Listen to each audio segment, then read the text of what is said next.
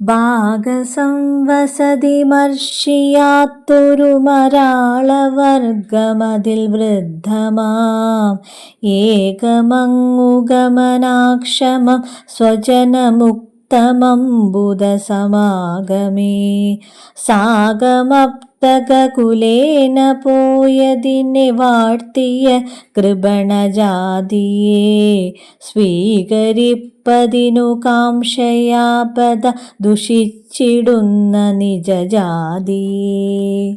നേരിട്ട് കാര്യം പറയാതെ ഒരു അലങ്കാരത്തിൻ്റെയോ കഥയുടെയോ സഹായത്തോടെ സാരാംശത്തിലേക്ക് എത്തിച്ചേരുക, അതാണ് അന്യാപദേശം. നീലകണ്ഠ ദീക്ഷിതർ എഴുതിയ അന്യാപദേശ ശതകത്തെ മലയാളത്തിലേക്ക് വിവർത്തനം ചെയ്തത് വലിയ കോയി തമ്പുരാനാണ്.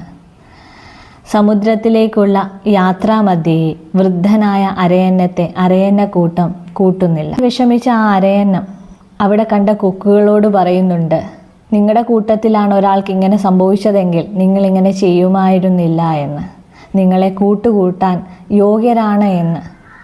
കാലക്ഷേപത്തിന് മാർഗമില്ലാതെ വന്നാൽ ആരെ വേണമെങ്കിലും കൂടെ കൂട്ടാം എന്നൊരു സാരാംശമാണ് ഈ കഥയിലൂടെ കവി അനുവാചകരിലേക്ക് എത്തിക്കുവാൻ ശ്രമിക്കുന്നത്.